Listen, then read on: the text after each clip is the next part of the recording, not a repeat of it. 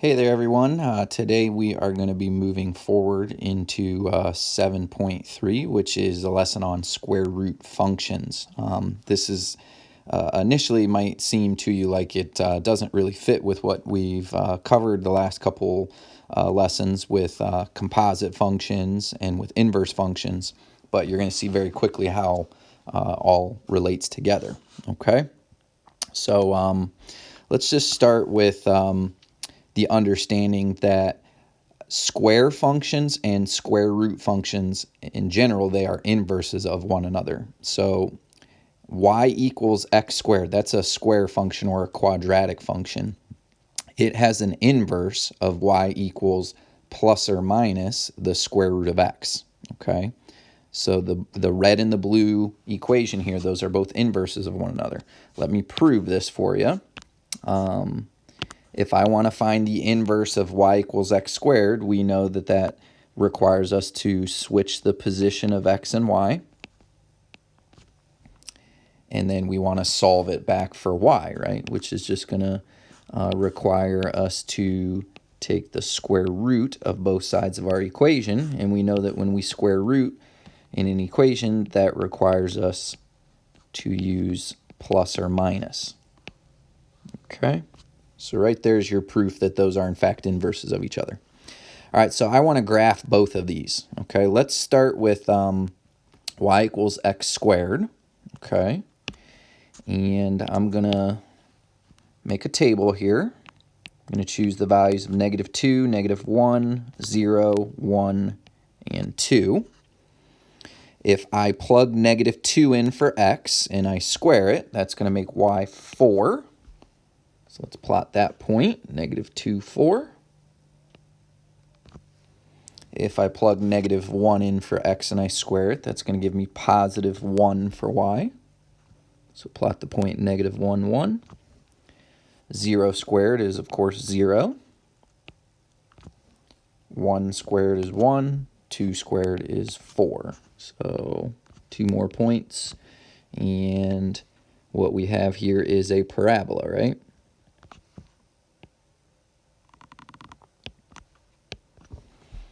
Okay, now, we know that the inverse function, the x and y coordinates should just be switched, right? So that's exactly what I'm going to do. I'm going to make this column 4, 1, 0, 1, and 4. And then -2, -1, 0, 1, and 2. Go ahead and plot those.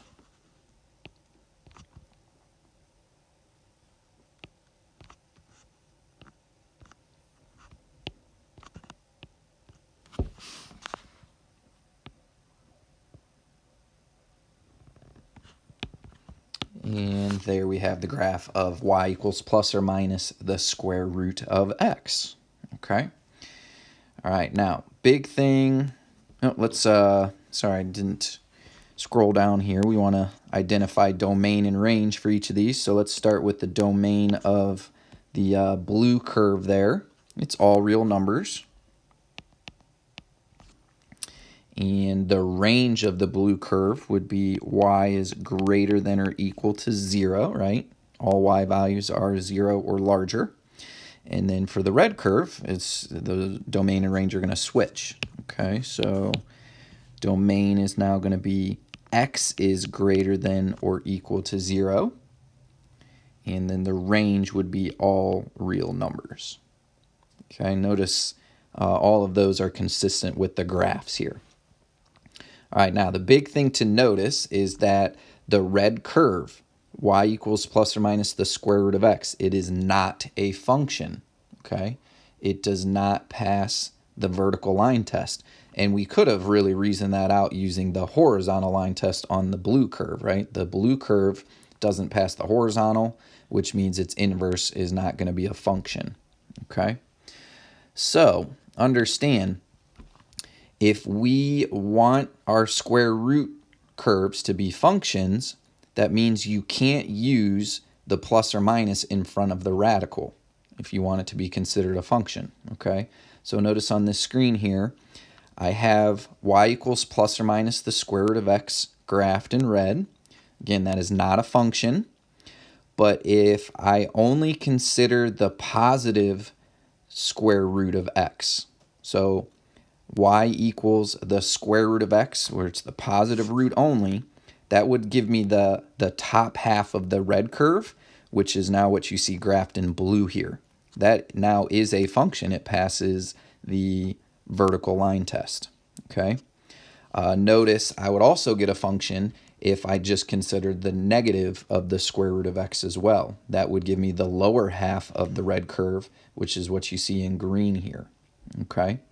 So in general, we're going to say that square root functions, their graphs look to be like half of a parabola turned on its side. It's kind of like a curved ray. Okay. So let's get into some examples here. I want to graph f of x equals the square root of x plus 2. I would assume that's to be the positive square root of x plus 2. Okay. Now, here's where I need to start. All right. The big key here is that what I have listed in red. You cannot find the square root of a negative number, right? Which ultimately affects the domain of this function. Okay. So that tells me that whatever I am inserting in for x here into the function, it has to be greater than or equal to 0. Okay? So that tells me what values I'm able to plug into the function. All right? So I'm going to make a table here. The first number that I'm going to plug in for x is in fact 0. It's the same number that you get in this domain here. Okay, so let's show the work here. F of 0 would equal the square root of 0 plus 2, which is just 0 plus 2 or 2, right? So that tells me I have a point of 0, 2 on this curve, and that would be like the end point of the graph. All right. Next value I'm going to plug in for x would be 1. All right, that's because 1 is a perfect square. F of 1 is going to equal the square root of 1 plus 2, which is 1 plus 2 or 3. So we're going to plot a point of 1, 3 next. All right, and then I'm not going to pick 2 as my next x value to plug in. Why? Well, because the square root of 2 is not an integer. Right, 2 is not a perfect square. Okay, so I need to be a little more strategic about the next value that I plug in for x. I'm going to use 4. Okay, f of 4 would equal the square root of 4 plus 2. Square root of 4 we know is 2, and 2 plus 2 gives us 4. So we have the point of 4, 4 now to plot. And you can see these 3 points are starting to take a pretty good shape here, but let's do one more point for good measure. Next best value to plug in for x that's greater than or equal to 0 would be 9. Okay, so f of 9 is the square root of 9 plus 2. The square root of 9 is 3, and then 3 plus 2 is, of course, 5. So we're plotting the point 9, 5. All right, now when you go to connect these points to make your overall curve, you're going to start at that very first point of 0, 2, and you're only going to move to the right, and you're going to put an arrow on the right end of the curve only. Okay? So what's that make the range of this particular function? Well, you can see that all points on the curve, their y-coordinates are 2 or larger. So we're going to say the range is y is greater than or equal to 2. Okay? All right, moving to a second example. F of x equals the square root of x plus 3 subtracted by 2. So once again, I have to start this off by focusing on what's underneath the radical. This is called the radicand. You cannot find the square root of a negative number, so that means that this radicand of x plus 3, it has to be greater than or equal to 0. Okay, whatever number that I plug in for x, when I add it with 3, it has to be greater than or equal to 0. That means the values of x have to be greater than or equal to -3. Okay? All right, so the first number that I'm going to plug in for x is in fact that value of -3. All right, so f of -3 be -3 square root of -3 plus 3 subtracted by 2. That's going to be the square root of 0 subtracted by 2, or 0 minus 2, which is -2. Plot that point.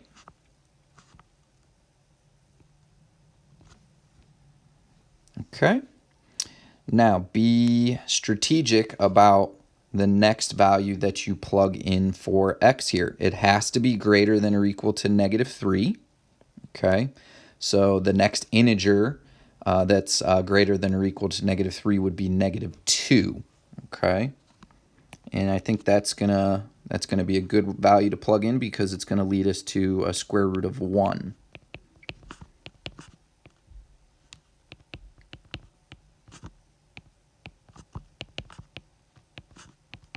Square root of 1, of course, is 1. 1 subtracted by 2 is -1 here.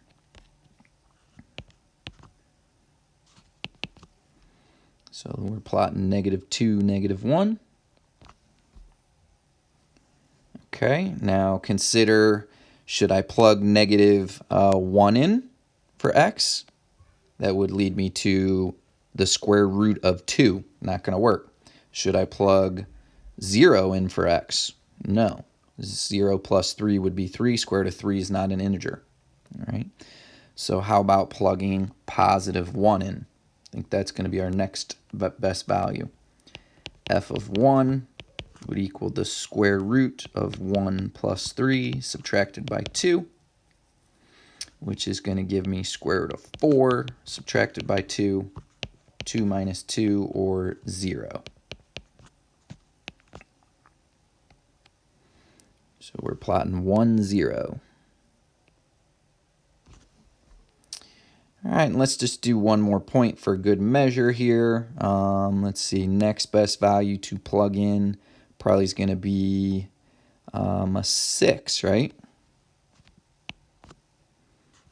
Because f of 6 is going to lead me to the square root of 6 plus 3 subtracted by 2.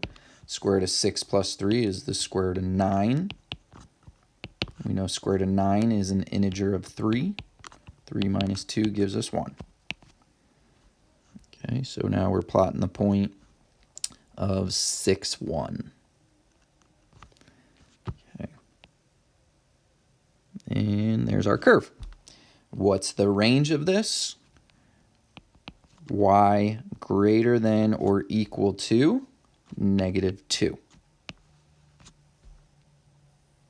All right. One more example for just good measure here. F of x equals 2 times the square root of -x plus 1 subtracted by 3. Once again, we're going to focus on the radicand to start here.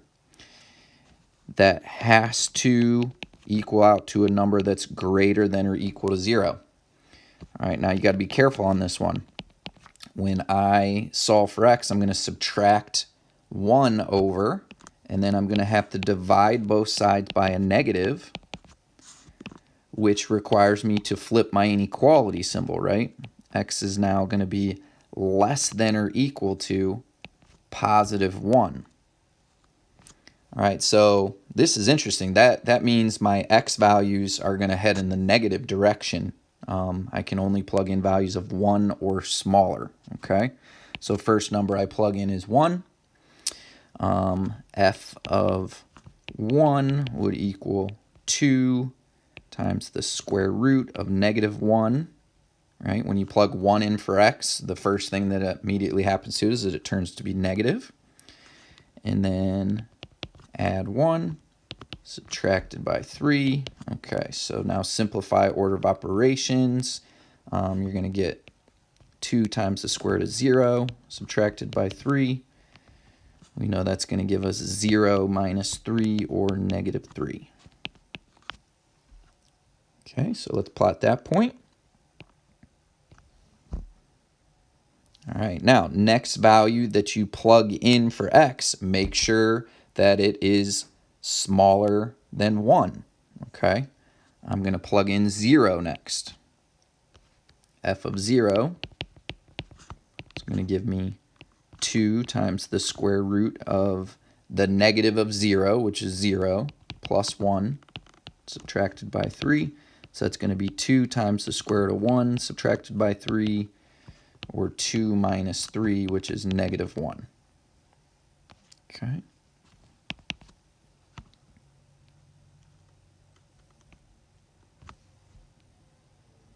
All right, and then now let's start to think about other values that we can plug in for x to get a perfect square underneath the radical. Negative 1 is not going to work because the negative of negative 1 is 1, and then 1 plus 1 is 2. Negative 2 is not going to work. The negative of negative 2 would be 2. 2 plus 1 is 3. I think the next best value to plug in will be negative 3. Okay, so I'm going to show the work on that one. F of negative 3 would equal the value of 2 times the square root of the negative of negative 3 plus 1 subtracted by 3. So that's going to be 2 times the square root of 4 subtracted by 3. That's 2 times 2 subtracted by 3. 2 times 2, of course, is 4. 4 minus 3 is 1. Okay. So let's plot negative 3, 1. All right, I'm going to stop there. I know the last couple examples I've just been doing 4 points. 3 is really all you need. If you want to do a 4th point, go for it. Of course, the more points, the better. But this curve is going to be moving to the left this time. Now, what's that make your range? Look at the graph. All y coordinates are greater than or equal to negative 3. Okay. Now, want to be able to show you how you can check these graphs using Desmos, okay? Because on your assignments, this will be an expectation, all right? So click out of done here and click on the word Desmos there. It should open you right into the Desmos website. Hit start graphing. Okay, now let's see if I can, I'm going to try and pull this up. Here we go. See if it'll let me go. Nice. All right, so I'm going to type in my function into box 1 here. Instead of f of x, you can just type in y equals 2. Then you can hit the radical symbol, negative x. Oops, sorry about that. I got to move that out of the way. Negative x plus 1. Then to get out of the radical, you need to hit your right arrow, subtracted by 3. And you can see we're getting the graph to show up here. Okay, so that is something that you can compare with your curve.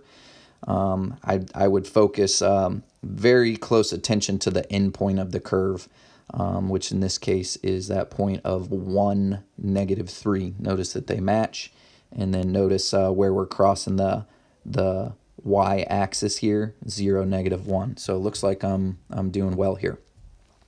All right, at this point, you are going to pause the video here, and you're going to try to work on practice 1 yourself, and I have it set up. At the end, you'll be able to check your answers.